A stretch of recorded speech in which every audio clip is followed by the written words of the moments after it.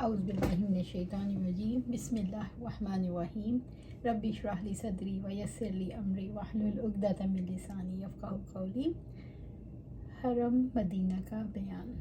انس رضی اللہ تعالیٰ عنہ سے روایت ہے، وہ نبی صلی اللہ علیہ وآلہ وسلم سے بیان کرتے ہیں، آپ نے فرمایا مدینہ فلاں مقام سے فلاں مقام تک حرم ہے، لہذا یہاں کا درخت نہ کاٹا جائے اور نہ اس میں کسی بدعت کا ارتکاب کیا جائے۔ جس نے یہاں کوئی بدعت پیدا کی اس پر اللہ کی، فرشتوں کی اور سب لوگوں کی لعنت۔ انس رضی اللہ تعالیٰ عنہ سے روایت ہے، انہوں نے فرمایا کہ آپ صلی اللہ علیہ وآلہ وسلم مدینہ طیبہ تشریف لائے اور مسجد بنانے کا حکم دیا۔ آپ نے فرمایا اے بنو نجار، تم مجھ سے زمین کی قیمت وصول کرو۔ انہوں نے عرض کیا ہم اس کا معاوضہ اللہ تعالیٰ سے وصول کریں گے۔ الغرض آپ نے وہاں مشرکین کی قبریں اکھاڑنے کا حکم دیا تو انہیں کھودا گیا، پھر گڑھوں کو برابر کرنے کا حکم دیا تو انہیں ہموار کر دیا گیا، پھر آپ نے کھجوریں کاٹنے کا حکم دیا تو انہیں کاٹ دیا گیا، پھر ان کے تنوں کو مسجد کے قبلے کی طرف قطار میں گاڑ دیا گیا۔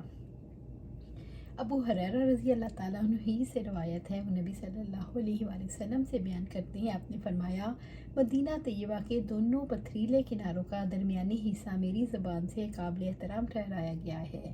ابو ہریرہ رضی اللہ تعالیٰ عنہ کہتے ہیں کہ نبی صلی اللہ علیہ وآلہ وسلم بنو حارثہ کے پاس تشریف لے گئے اور فرمایا اے بنو حارثہ، میرے خیال کے مطابق تم حرم سے باہر ہو۔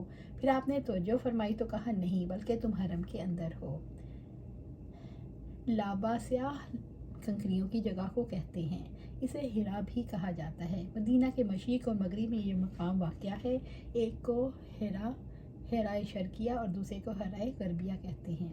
علی رضی اللہ تعالیٰ عنہ سے روایت ہے، انہوں نے فرمایا ہمارے پاس اللہ کی کتاب کے سوا کچھ بھی نہیں، یا پھر یہ صحیفہ جو نبی صلی اللہ علیہ وآلہ وسلم سے منقول ہے، اس میں ہے کہ مدینہ ایر پہاڑ کے فلاں جگہ تک قابل احترام ہے،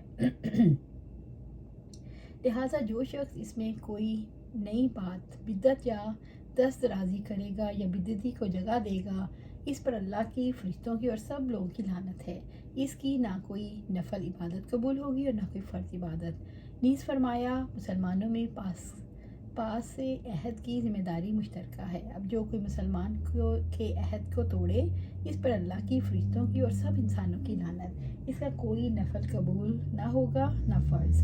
اور جو شخص اپنے آقاؤں کی اجازت کے بغیر کسی قوم سے معاہدہ موالات کرے گا، اس پر بھی اللہ کی، فرشتوں کی اور سب انسانوں کی لعنت۔ اس کی نہ نفل عبادت قبول ہوگی نہ فرض عبادت۔ امام بخاری رحمۃ اللہ علیہ نے فرمایا عدل کے معنی فدیہ کے ہیں۔ اللہ سبحانہ تعالیٰ سے دعا ہے ہمیں قرآن و سنت پر عمل کرنے کی توفیق دے اور اس پر جمع دے، آمین یا رب العالمین۔